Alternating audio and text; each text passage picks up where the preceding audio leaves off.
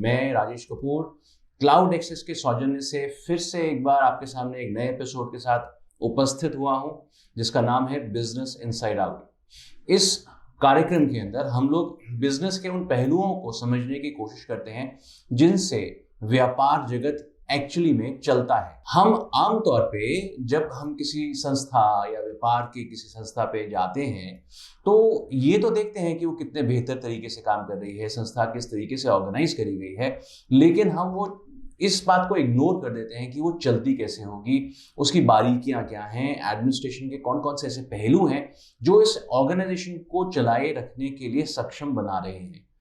ये सब बारीकियां हम इस प्रोग्राम के अंदर डिस्कस करते हैं। हमारे साथ मौजूद रहते हैं एक्सपर्ट्स जो कि डिफरेंट फील्ड ऑफ ऑर्गेनाइजेशंस को बिलोंग करते हैं। आज जिस टॉपिक को मैं आपके सामने लेकर उपस्थित हुआ हूं वो दिल्ली का बहुत ही पसंदीदा एक टॉपिक है और वो है शादियां। जी हाँ, दिल्ली की शादियां तो बहुत मशहूर हैं ही, लेकिन साथ ही साथ वो भी मशहूर हैं जो इन शादियों को ऑर्गेनाइज करवाते हैं, जैसे कि बैंक्वेट्स या केटरर्स। तो आज हमारे साथ मौजूद रहेंगे इस शो के अंदर कुछ ऐसे ही बैंक्वेट ओनर्स और नामी गिरामी केटरर्स, आज जिनसे मैं आपको पहले इंट्रोड्यूस करवाने जा रहा हूं।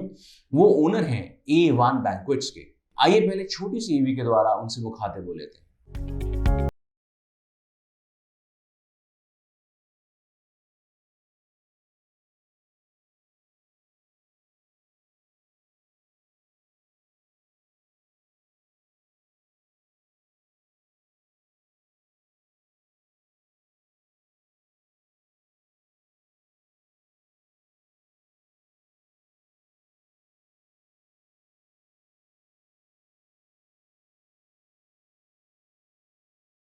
की शानदार व्यवस्था के कारण है इनके ओनर नरेश बंसल जी, जो हमारे साथ यहाँ मौजूद हैं। नरेश जी, बहुत बहुत स्वागत है आपका हमारे स्टूडियो में। Thank you. नरेश जी, हम लोगों ने इतने बेहतरीन आपकी साज सज्जा को देखा है अभी तो मैं आपसे समझना चाहूँगा कि ये जो क्रिएटिविटी है इसके पीछे कोई टीम काम करती है या फिर आपके अंदर कुछ ऐसी इंस्पिरेशन है कि आप गाइड करते हैं उनको? जी, इसके अंदर बहुत सारे 24/7 टीम काम करती रहती हैं। हर आदमी अपने तरीके से कि किस तरीके से हम लोगों को उनके सपनों को साकार कर सकें, क्योंकि भारत देश के अंदर इवेंट्स का सबसे ज़्यादा बड़ा महत्व रहता है। हर आदमी हर समय हर्षोल्लासित रहना चाहता है और उनको हर्षोल्लासित करने के लिए हम लोग अपने बैंक्वेट्स के माध्यम से, उनकी साज सज्जा के माध्यम से, उनके और सपनों को साकार करने का कार्य हम सब लोग अपने तन्मयता के साथ करते हैं। बहुत खूबी से करते हैं सर, क्योंकि दिल्ली के बैंक्वेट्स जो हैं वो ज़्यादातर दूल्हा दुल्हन से ज़्यादा सजे होते हैं जब ऐसे फंक्शंस हो रहे होते हैं, हमने देखा है। पर साथ ही में एक सवाल यहाँ पे ये भी उठता है कि इतनी बड़ी संस्था है सर और हर समय तो यहाँ शादियाँ होती नहीं हैं, तो लेकिन सारा साल आपको उसको बहुत अच्छे से मेंटेन करके रखना होता है। क्या कुछ लगता है इसके पीछे? देखिए, जिस तरीके से दिल्ली का विकास हुआ, हमारे मास्टर प्लानर्स ने भी ये सोचा नहीं था कि इस हमारे पास इतना सारा इंफ्रास्ट्रक्चर आ जाएगा, इतनी सारी गाड़ियां आ जाएंगी। अब इतनी सारी गाड़ियां आने के बाद क्या हुआ कि किसी भी रेजिडेंट्स वेलफेयर के पास इतना समय नहीं है, इतनी जगह नहीं है, वो अफोर्ड ही नहीं कर सकती कि उसके अंदर 10, 20, 50 गाड़ियां किसी गेस्ट की आ पाए। तो इसलिए आज हर छोटा से छोटा फंक्शन भी बैंक्वेट हॉल में आराम से किया जा सकता है और इसी से सारा साल का हमारा आउटपुट चलता है। क्योंकि कहीं भी अगर 10 गेस्ट किसी के आ जाए तो पूरा मोहल्ला डिस्टर्ब हो जाएगा। तो इसके लिए आज छोटा सा फंक्शन करना हो, हम हाइजीन देते हैं, हम सब लोगों को सुविधाएं देते हैं। पहले आपने देखा होगा कि बहुत सारे लोग घर के आगे टेंट लगा करके काम कर लिया करते थे, शादी कर लेते थे, बर्थडे कर लेते थे या छोटे छोटे फंक्शन कर लेते थे। उसमें तो सबसे ज़्यादा चीज़ खराब बात ये थी कि सारा तो मोहल्ला डिस्टर्ब हो जाता है, दूसरा डीजे बजता है और कुछ होता है, गंदगी अगले दिन तक स्मेल मारती रहती है, तो हाइजीन का कोई वो नहीं होता। टेंट का पुराना सामान आता है, हमारे यहाँ 24/7 उनकी सफाई रहती है, जैसे अभी आपने कहा भी था। तो हर टाइम उसकी सफाई रहती है, हर टाइम मेंटेन रहता है। जब भी आप 24/7 कभी भी आएंगे तो आपको हमेशा सजा हुआ ही मिलेगा। एक बहुत बड़ा सवाल यहाँ पर उठता है और मेरे ख्याल सभी दर्शक जानना चाहते होंगे, ज़्यादातर पार्किंग की बड़ी समस्या रहती है। जब ऐसे कोई फंक्शंस होते हैं तो सड़कें जाम और पार्किंग की बड़ी समस्या। ये बैंक्वेट के साथ में कोई पार्किंग का एक स्लॉट आप नहीं समझते कि बहुत ज़रूरी है, जहाँ पर बिल्कुल आपका वैली जाके ठीक से पार्क कर सके? हाँ बिल्कुल सही। हमने क्या किया हुआ है, हमारे डिफरेंट जगह पे हमने पार्किंग लॉट्स हमने उनके साथ कांटेक्ट किया हुआ है। हमारा वैली वाला जाता है और हम वहाँ पे हमारी गाड़ियाँ वो होती हैं, पार्क होती हैं। अदर हम पूरा ध्यान रखते हैं कि भी वहाँ से निकलने वाले कोई भी व्हीकल को कोई परेशानी ना हो, क्योंकि कोई इमरजेंसी है, कोई कुछ है, तो उसके लिए हम पूरा ध्यान रखते हैं। और हमने अलग अलग जगह अनुबंध किए हुए हैं जहाँ पे हमारी पार्किंग जाके आराम से हमारी गाड़ियाँ सेफ भी रहती हैं वहाँ पे और लगाई भी जा सकती है। नरेश जी, बहुत छोटी सी मुलाकात है हमारी स्टूडियो के अंदर आपसे, क्योंकि टाइम का बहुत समस्या रहती है, जल्दी से रैप अप करना पड़ता है। पर जाते जाते एक छोटा सा क्वेश्चन जो सभी के ख्यालों में होगा, A1 बैंक्वेट्स बहुत बड़ा नाम है, तो ये कब आपने शुरू किया और इसके पीछे की सोच क्या थी? देखिए, A1 बैंक्वेट तो अभी बहुत ज़्यादा पुराना नाम नहीं है, पर हमने निश्चित रूप से आप जैसे कह रहे हैं, हमने उसको बहुत अच्छे से सजाया भी और बहुत से लोगों को का एक सपना है कि हम A1 बैंक्वेट में अपना प्रोग्राम करें। तो उससे पहले हमारा ड्रीम हेरिटेज चल रहा है, तो लेकिन A1 हमने बिल्कुल नए थॉट्स के साथ, नई ऊर्जा के साथ हमने चालू किया है। तो वो निश्चित रूप से सब लोग नई चीज़ को पसंद भी करते हैं और आपने भी जैसे देखा है तो बहुत सुंदर भी है और वहाँ के कैटरर और सब चीज़ों का बड़ा ध्यानपूर्वक हम उसको मेंटेन करते हैं।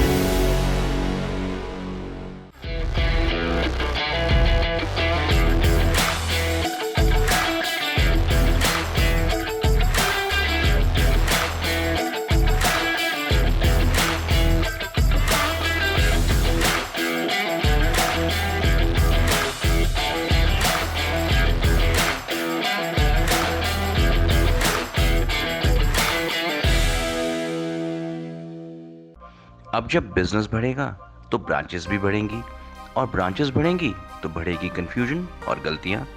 अब करें अपने टैली, बिजी या किसी भी अन्य सॉफ्टवेयर को सेंट्रलाइज केवल क्लाउड एक्सेस से।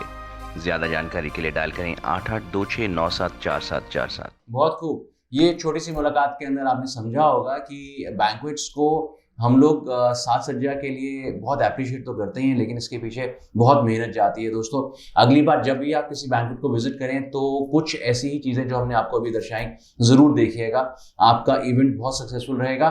अब दोस्तों, समय हो चला है एक नए गेस्ट से आपको मुलाकात करवाने का, और वो है जो कि शादियों का स्वाद बढ़ाते हैं। जी हाँ, केटरर्स, जो कि ऐसा स्वादिष्ट खाना हमें परोस कर देते हैं कि हम उंगलियां चाटते रह जाएं। तो आइए पहले उनसे मुलाकात करें, उनकी छोटी सी एक एवी को देखकर।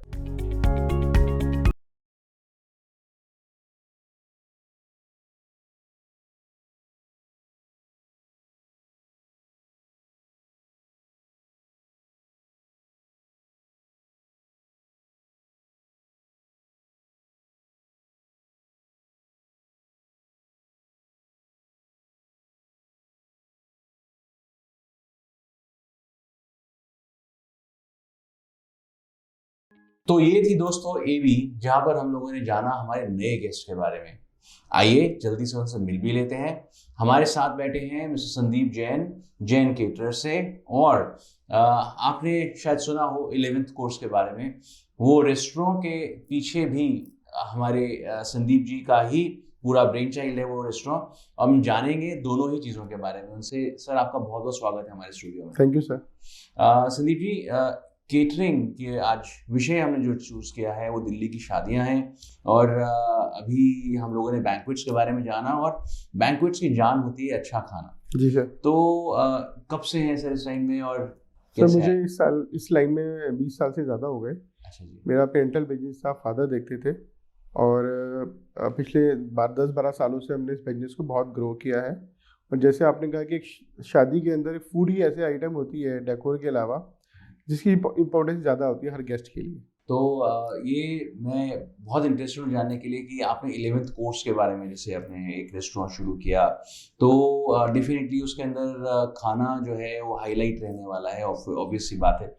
ये सोच कैसे शुरू हुई? मतलब स्वाद तो सर एक बहुत ही बड़ा पर्टिकुलर चीज़ होती है जो कि बहुत खास लोगों का टॉपिक रहता है, तो शौक था?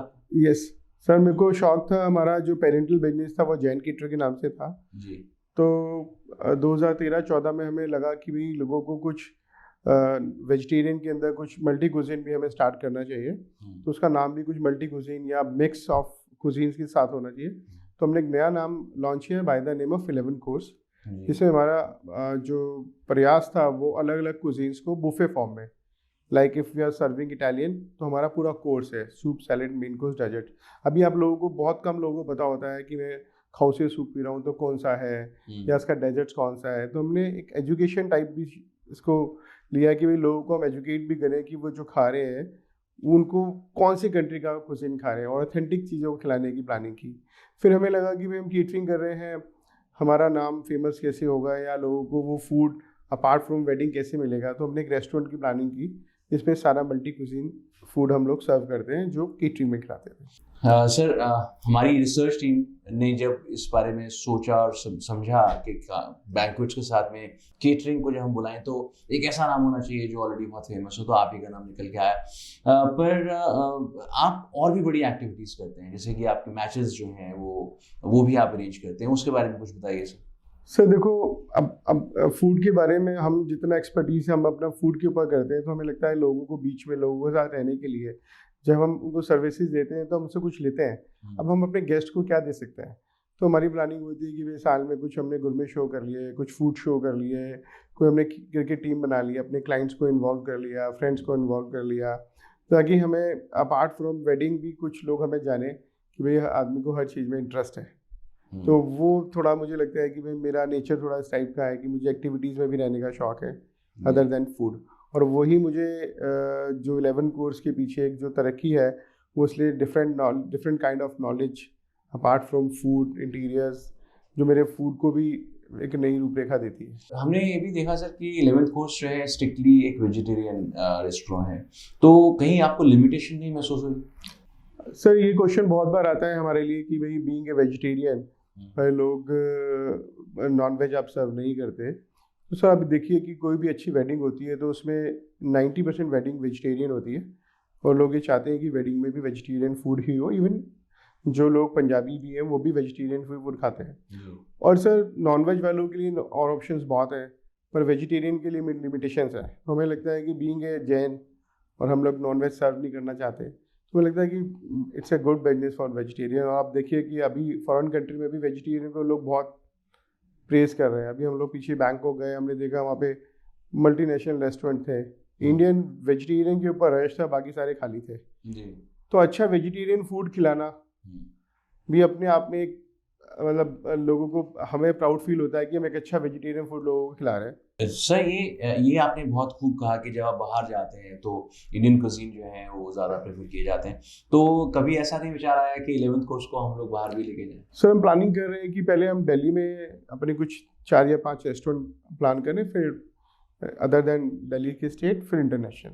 अगर हमें ऑप्शंस मिलेंगी, अपॉर्चुनिटी मिलेगी तो हम ज़रूर करना चाहेंगे। बहुत बढ़िया। मैंने आपसे जिक्र किया था इस प्रोग्राम का मकसद यही है कि हम बिजनेस के पीछे के माइंडसेट को अच्छे से पहचान सकें।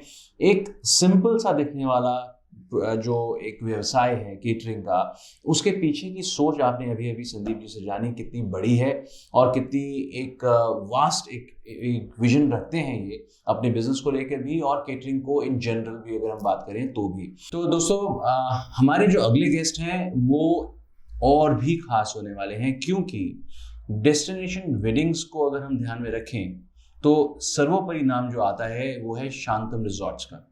ऋषिकेश की खूबसूरत वादियों के अंदर ये एक ऐसा रिजॉर्ट है जो आपको हर प्रकार से एकदम तृप्त कर देगा, बिकॉज एक तो वहाँ की एनवायरनमेंट और दूसरा वहाँ जो खाना है वो आपको बहुत इम्प्रेस कर देगा। इससे पहले कि हम शांतम की उस सोच से मिलें, आइए पहले उनको जान लें थोड़ा और उनकी एवी के जरिए।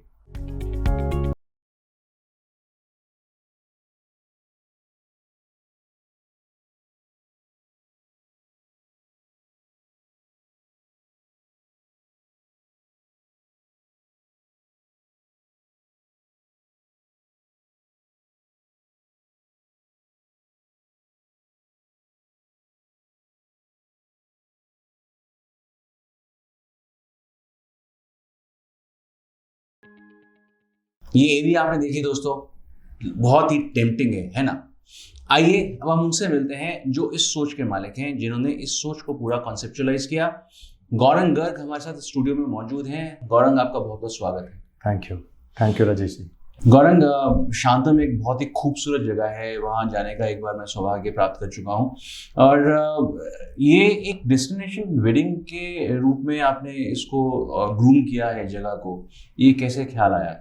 राजेश जी, जो ऋषिकेश शहर है उसके बारे में हम सब ने ही सुना है। It is a very Payas city, बहुत ही पवित्र जगह मानी जाती है हिंदू कल्चर के हिसाब से। एंड जो ये दो लोगों का मिलन होता है मैरिज में, तो आई थॉट कि जब ऋषिकेश में अपना इतना ब्यूटीफुल रिजॉर्ट है, so why not promote it as a destination, wedding destination. And basically Shantam is located on Neelkanth Mandir road. Mahadev जी की पूरी कृपा है उस रोड पे, उस जगह पे, उनकी जो वाइब्स वहाँ पे हैं, तो उसकी वजह से आई हैड अ थॉट कि हाँ नहीं, बिल्कुल बिल्कुल बीचों बीच है शहर, और महादेव जी के स्थान के बीचों बीच आपका ये रिजॉर्ट बसा हुआ है। नो डाउट बहुत ही पायस भी जगह है ये। पर मैंने साथ ही में एक चीज़ और भी नोट करी कि आपने उस जगह को इस तरीके से भी ग्रूम किया कि लोग जो खाने का स्वाद है, ख़ास तौर पे जो दिल्ली से जाते हैं, तो वो डेफिनेटली वो ये बोलते हैं कि शायद दिल्ली में भी ऐसा स्वाद ना हो खाने का जैसा वहाँ पर है। बिल्कुल। शांतम एक प्योर वेजिटेरियन रिजॉर्ट है, और जिस इंटेंशन से ये बना है, जिस पवित्र भावना से ये बना है, तो भगवान महादेव का पूरा हमको आशीर्वाद लगता है कि हमारे फूड में जो फ्लेवर लोग कहते हैं, इवन हार्डकोर नॉन वेजिटेरियन भी आते हैं तो दे गो वेरी हैप्पी कि ऐसा खाना नहीं खाया।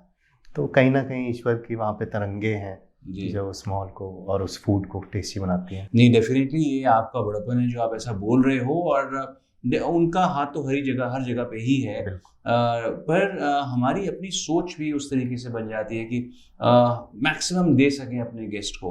तो आपने कैसे ग्रूम किया अपने किचन स्टाफ को, और किस तरीके से आपने ट्रेन किया अपने मैनेजमेंट को कि वो अपने गेस्ट का वैसे ख्याल रख सकें? मेरा स्पेशल ध्यान रहता है कि एवरी हायरिंग इज थ्रू मी, तो मैं हर इंटरव्यू में इन्वॉल्व हूँ। मेरा स्पेसिफिक है कि he should be guest oriented from nature, his nature, basic nature should be guest orientation, and apart from that those are good professionals, he should have a background of hospitality. So इस चीज़ से in fact मेरा खुद भी nature कुछ ऐसा ही है। जैसे मेरे घर में गेस्ट आते हैं तो मैं शांतम में चाहता हूँ कि उनको ऐसा फील हो कि they are away from home in their home. Wonderful thought. और मैं जानता हूँ आपके लिए कितना मुश्किल रहता होगा, क्योंकि आप एक बहुत बिजी बिजनेसमैन हैं दिल्ली के, और ऋषिकेश में कितनी बड़ी मैनेजमेंट को मेंटेन करके रखना एक टास्क नहीं हो जाता आपके लिए? नहीं, जो चीज़ दिल से करी जाती है उसके लिए टास्क नहीं है। It is a kind of close to the heart property. I just love the hospitality. तो गौरंग, ये एक बहुत ही वेल मेंटेन्ड प्रॉपर्टी है, नो डाउट अबाउट दैट। तो जो लोग अपनी डेस्टिनेशन वेडिंग, या जो लोग अपनी वेडिंग उस डेस्टिनेशन पे प्लान करना चाहते हैं, तो वो क्या एक्सपेक्ट करें और कैसे अप्रोच करें? अप्रोच के लिए तो हमारी वेबसाइट है, हमारा सब कुछ ऑनलाइन है जी। शांतम आप सर्च करेंगे, वेबसाइट है। जो हम अरेंजमेंट्स करते हैं those are highly customized. We take special care, हर चीज़ में मैं इन्वॉल्व होने की कोशिश करता हूँ। जैसा गेस्ट का प्रेफरेंस है, मेरे को इस तरह से मंडप चाहिए, इस तरह से खाना चाहिए यहाँ, तो मैं इनवाइट करता हूँ कि एटलीस्ट 2 बार 4 बार गेस्ट खुद आएँ, पहले देखें, समझें, हमारे साथ प्लान करें, बैठें। एंड डिसाइड करें कि किस तरह से विजुअलाइज करें कि किस तरह से वेडिंग होनी चाहिए, and so together we make it a success कि एवरी डेस्टिनेशन वेडिंग जो भी आज तक हमारे यहाँ हुई है, people have good memories of that. Gaurav, एक और भी चीज बड़ी इंटरेस्टिंग आपने बताई थी कि स्विमिंग पूल हर रूम के साथ में ये है या बनने वाला है या क्या था? आप मेरे सारे राज अभी बता दोगे?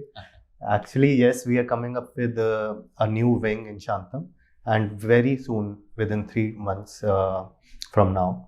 So every room will have its own swimming pool in that wing, and those are very super luxurious rooms. बहुत खूब है।